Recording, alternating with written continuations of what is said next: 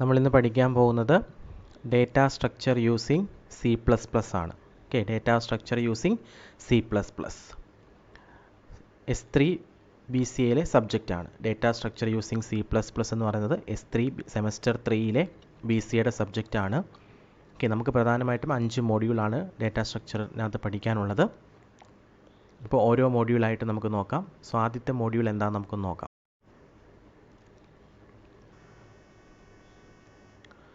So module 1-നകത്തെ syllabus നോക്കിക്കേ.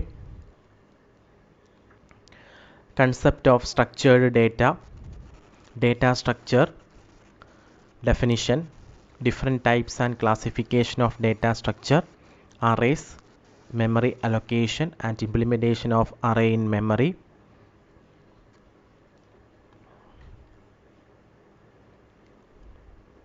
array operations, applications, sparse matrix representation and operations, polynomial representation and addition, concept of search and sort, linear search, binary search, selection sort, insertion sort and quick sort. Okay, ഈ syllabus എഴുതിയെടുക്കണം നോട്ട്ബുക്കിനകത്ത്. Okay, അപ്പോൾ first നമുക്ക് data structure എന്താണെന്ന് നോക്കാം. എന്താണ് data structure? എന്താണ് data structure? Is a way of storing and organising data in A computer memory so that the data can be used efficiently. അപ്പോൾ എന്താ, computer മെമ്മറിക്കകത്ത് store ചെയ്യുകയും organise ചെയ്യുകയും ഡേറ്റയെ സ്റ്റോർ ചെയ്യാനും ഓർഗനൈസ് ചെയ്യുന്ന രീതിയാണ് ഡേറ്റ സ്ട്രക്ചർ എന്ന് പറയുന്നത്. അങ്ങനെ സ്റ്റോർ ചെയ്യുകയും ഓർഗനൈസ് ചെയ്യുകയും ചെയ്യുവാണെങ്കിൽ ആ ഡേറ്റയെ നമുക്ക് എഫിഷ്യൻ്റ് ആയിട്ട് നമുക്ക് യൂസ് ചെയ്യാൻ പറ്റും, അല്ലെങ്കിൽ ഈസി ആയിട്ട് നമുക്ക് ഹാൻഡിൽ ചെയ്യാൻ പറ്റും. അതാണ് ഡേറ്റ സ്ട്രക്ചറിൻ്റെ ഡെഫിനിഷൻ എന്ന് പറയുന്നത്. Data structure is a way of storing and organizing data in a computer memory so that the data can be used efficiently.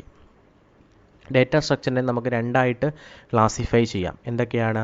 രണ്ടായിട്ട് നമുക്ക് ഡേറ്റ സ്ട്രക്ചറിനെ ക്ലാസിഫൈ ചെയ്യാം. Primitive data structure and non primitive data structure. ഏതൊക്കെയാണ്? Primitive data structure and non primitive data structure. അപ്പോൾ എന്താണ് data structure? It is a way of storing and organizing data in a computer memory so that the data can be used efficiently.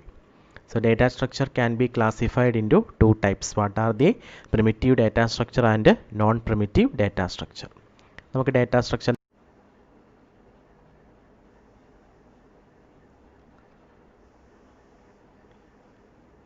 Okay, അപ്പം ഇത്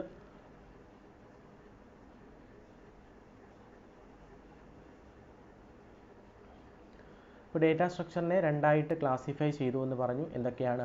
primitive data structure and non primitive data structure.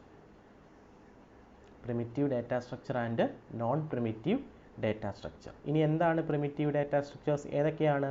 നമ്മൾ പഠിച്ചതാണ് primitive data structures. ഇതൊക്കെ നമ്മൾ C++നകത്തൊക്കെ പഠിച്ചതാണ് primitive data structure. നമുക്ക് പഠിക്കേണ്ടത് non primitive data സ്ട്രക്ചറാണ് നമുക്ക് ഡേറ്റ സ്ട്രക്ചറിനകത്ത് പഠിക്കാനുള്ളത്.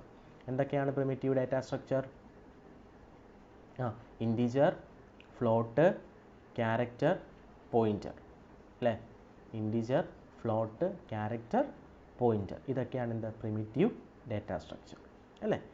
ഇതെന്താണ്? ഇൻറ്റിജർ എന്ന് പറഞ്ഞാൽ എന്താ? ഇൻറ്റിജർ വാല്യൂ സ്റ്റോർ ചെയ്യാം. ഫ്ലോട്ട് എന്ന് പറഞ്ഞാൽ എന്താണ്? ഫ്ലോട്ട് വാല്യൂ സ്റ്റോർ ചെയ്യാൻ.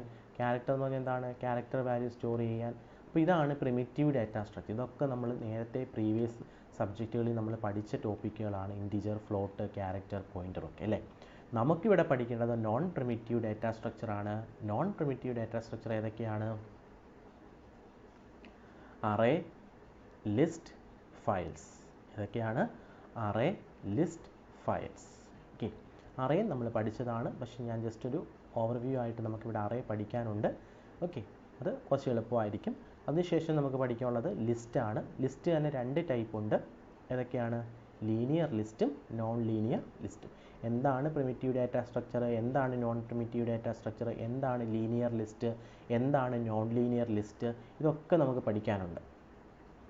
അപ്പോൾ ലീനിയർ ലിസ്റ്റ് ഇനി ഏതൊക്കെയുണ്ട്? ലിങ്ക്ഡ് ലിസ്റ്റ് ഉണ്ട്, സ്റ്റാക്ക് ഉണ്ട്, ക്യൂ ഉണ്ട്. ഓക്കെ, അപ്പോൾ നോൺ പ്രിമിറ്റീവ് ഡേറ്റ സ്ട്രക്ചറിനെ നമുക്ക് അറേ, ലിസ്റ്റ്, ഫയൽസ്. ലിസ്റ്റ് തന്നെ രണ്ട് ടൈപ്പ് ഉണ്ട്, ലീനിയർ ലിസ്റ്റും നോൺ ലീനിയർ ലിസ്റ്റും. അതിൽ ലീനിയർ ലിസ്റ്റ് ഏതൊക്കെയാണ്? Linked list, stack, queue. ഇനി നോൺ ലീനിയർ ലിസ്റ്റ് ഏതൊക്കെയാണ്? Graph and tree. ഓക്കെ, അപ്പോൾ ഇങ്ങനെയാണ് ഡേറ്റാ സ്ട്രക്ചറിനെ ക്ലാസിഫൈ ചെയ്തിരിക്കുന്നത്. അപ്പോൾ data structure can be classified into 2 types: primitive data structure and non-primitive data structure. Primitive data structures are again classified into integer, float, characters, pointer. Non-primitive data structure is again classified, or example for non-primitive data structure is arrays, list, files. Then list is again classified into 2 types: linear list and non-linear list. Linear list is again classified into linked list, stack, queue, and non-linear list is classified into graphs and trees. ഇതാണ് data structure എന്ന് പറയുന്നത്.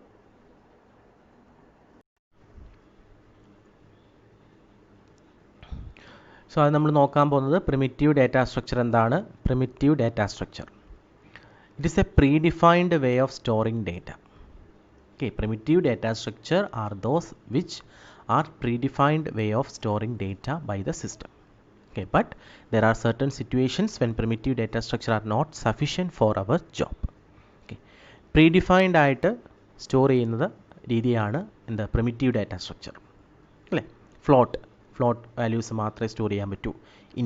Integer value മാത്രമേ store ചെയ്യാൻ പറ്റൂ. Character values മാത്രമേ store ചെയ്യാൻ പറ്റൂ.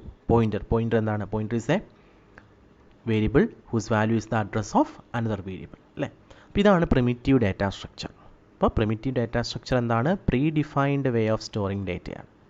Okay, അപ്പോൾ ഈ പ്രിമിറ്റീവ് ഡാറ്റ സ്ട്രക്ചർ സർട്ടൺ സിറ്റുവേഷൻസിൽ നമ്മുടെ ജോബിന് സ്യൂട്ട് ആയിരിക്കത്തില്ല. സോ അതുകൊണ്ടാണ് നമ്മൾ നോൺ പ്രിമിറ്റീവ് ഡാറ്റ സ്ട്രക്ചർ നമ്മൾ പഠിക്കുന്നത്. ഓക്കെ, എന്താണ് നോൺ പ്രിമിറ്റീവ് ഡാറ്റ സ്ട്രക്ചർ നമുക്ക് നോക്കാം. എന്താണ്? What is non-primitive data structure?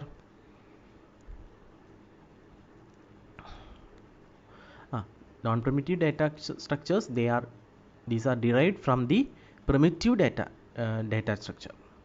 Okay, these are derived from the primitive data structure. Generally, language provides a way of defining our own data type. Such data types are kept under the non-primitive data structure category. Okay, ഒന്നുകൂടെ പറയാം. Generally, language provides a way of defining our own data type. Such data types are kept under the non-primitive data structure category. Okay, നമ്മുടേതായിട്ടുള്ള data type നമുക്ക് define ചെയ്യാൻ പറ്റും. Okay, അതിനെയാണ് എന്തെന്ന് പറയുന്നത്? Non primitive data structure എന്ന് പറയുന്നത്. Okay, language provides a way of defining our own data type. Such data types are kept under the non primitive data structure category.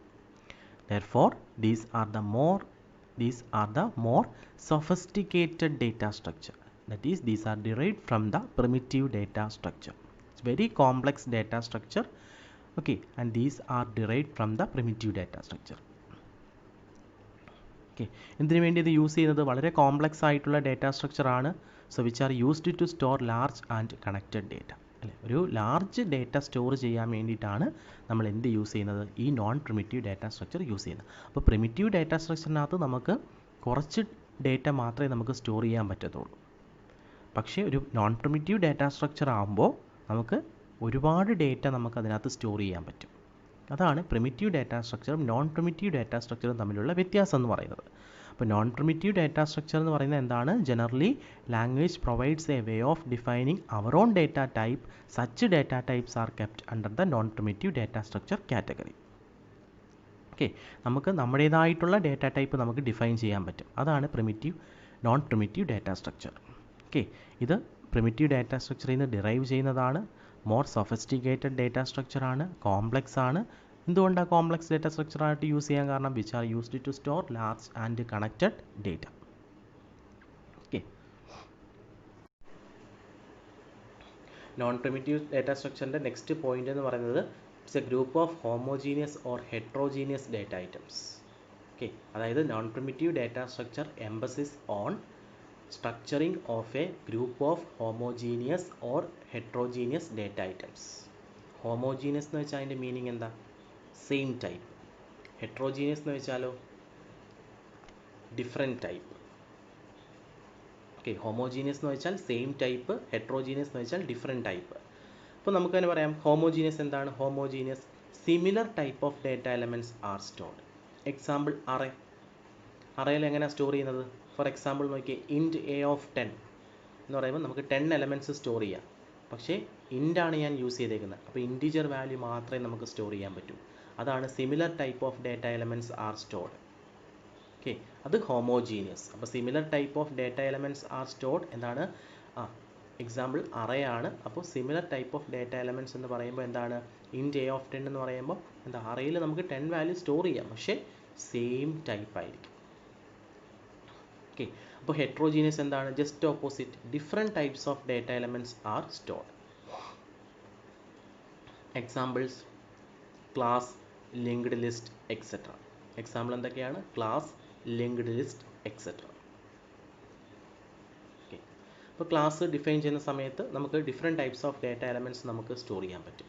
Okay, linked ലിസ്റ്റും ഒക്കെ നമുക്ക് പിന്നെ പഠിക്കാം. നമുക്ക് ഒരു മൊഡ്യൂളിനകത്ത് ലിങ്ക്ഡ് ലിസ്റ്റ് പഠിക്കാനുണ്ട്, ആ സമയത്ത് നമുക്ക് ലിങ്ക്ഡ് ലിസ്റ്റ് പഠിക്കാം. അപ്പോൾ ഇത്രയും കാര്യങ്ങൾ ഓർത്തിരിക്കുക. അപ്പോൾ എന്താണ് നമ്മൾ പ്രിമിറ്റീവ് ഡേറ്റ സ്ട്രക്ചറിനെ നമുക്ക് രണ്ടായിട്ട് ക്ലാസിഫൈ ചെയ്യാം: primitive data structure and non primitive data structure. So primitive data structure എന്ന് വെച്ചാൽ എന്താണ്? Predefined way of storing data. Non primitive data സ്ട്രക്ചറോ these are derived from the primitive data structure, and it is very complex, which are used to store large data. Okay, then it's a group of homogeneous or heterogeneous data items. Then homogeneous means similar type of data elements are stored. Example array. Heterogeneous means different types of data elements are stored. Example class, linked list, etc.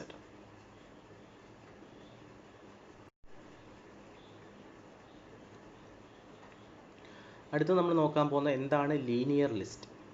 എന്താണ് linear list? Elements are in a sequence or maintain a linear ordering. Okay, എലമെൻറ്റ്സിനെ എന്താ ഒരു sequence അല്ലെങ്കിൽ ഒരു linear ഓർഡറിങ്ങിൽ arrange ചെയ്ത് വെച്ചേക്കുന്നു. അതിനെയാണ് linear list എന്ന് പറയുന്നത്. നമ്മൾ പഠിക്കാൻ പോകുന്ന അറേ, ക്യൂ, സ്റ്റാക്ക് എല്ലാം ലീനിയർ ലിസ്റ്റാണ്. അപ്പോൾ ലീനിയർ ലിസ്റ്റ് എന്താണ്? Elements are in a sequence or maintain a linear ordering. Linear ഓർഡറിങ്ങിൽ മെയിൻറ്റെയിൻ ചെയ്ത് വെച്ചിരിക്കുന്ന അല്ലെങ്കിൽ സീക്വൻസ് ആയിട്ട് എലമെൻറ്റ്സിനെ അറേഞ്ച് ചെയ്ത് വെച്ചിരിക്കുന്നതിനെയാണ് ലീനിയർ ലിസ്റ്റ് എന്ന് പറയുന്നത്. ഏതൊക്കെയാണ് linear list? Array, queue and stack. ഇതെല്ലാം അറേ, ക്യൂ, സ്റ്റാക്കും എല്ലാം എന്താണ്? ലീനിയർ ലിസ്റ്റാണ്. സോ ലീനിയർ ലിസ്റ്റ് എന്താണ്? Elements are in a sequence or maintain a linear ordering. Next നമുക്ക് നോൺ ലീനിയർ ലിസ്റ്റ്. എന്താണ് non linear list? Linear list എന്ന് പറയുമ്പോൾ ആ വേർഡിൽ തന്നെയുണ്ട്, ഒരു സീക്വൻസ് ആയിട്ട് നമ്മൾ എലമെൻറ്റ്സിനെ അറേഞ്ച് ചെയ്യുന്നു. എന്താണ് non linear list? All the elements are distributed on a plane, അല്ലേ? That is there have no such sequence of elements as in the case of non-linear list. Okay, elements sequence ആയിട്ടായിരിക്കത്തില്ല arrange ചെയ്തിരിക്കുന്നത്. എന്തിൻ്റെ കേസിൽ? Non linear ലിസ്റ്റിൻ്റെ കേസിൽ. That is all elements are distributed on a plane. ഏതൊക്കെയാണ്? Graph and tree. Okay, അപ്പോൾ primitive data സ്ട്രക്ചറിനെ primitive data സ്ട്രക്ചറും നോൺ പ്രിമിറ്റീവ് ഡാറ്റ സ്ട്രക്ചറും. ലിസ്റ്റ് രണ്ട് ടൈപ്പ് ഉണ്ട്, ലീനിയർ ലിസ്റ്റും നോൺ ലീനിയർ ലിസ്റ്റും. അതിൽ ലീനിയർ ലിസ്റ്റ് നമ്മൾ എന്താണെന്ന് പഠിച്ചു. ലീനിയർ ലിസ്റ്റ് എന്ന് പറഞ്ഞാൽ എലമെൻറ്റ്സിനെ സീക്വൻസ് അല്ലെങ്കിൽ ലീനിയർ ആയിട്ട് അറേഞ്ച് ചെയ്തിരിക്കുന്നു. എക്സാമ്പിൾ നമ്മൾ പഠിച്ചു, stack, queue, linked list. Non linear list എന്ന് പറയുമ്പോൾ all the elements are distributed on a plain.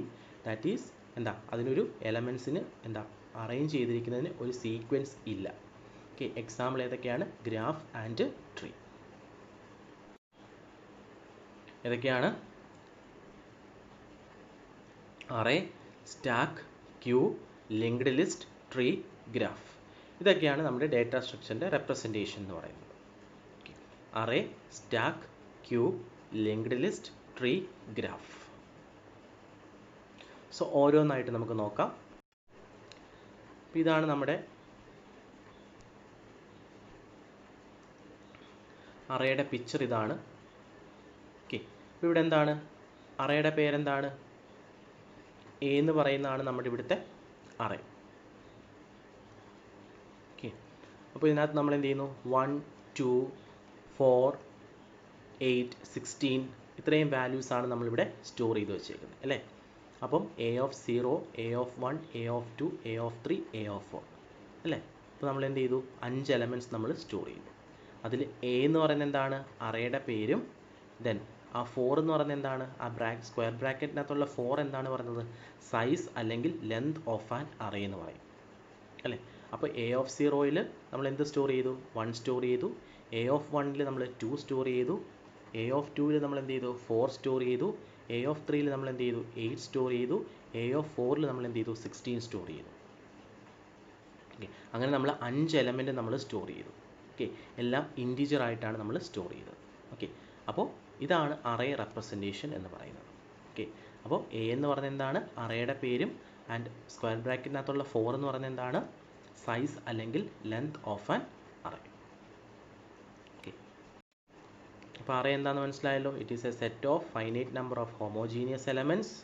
And array can contain one type of data only, either all integers, all floating points or all characters.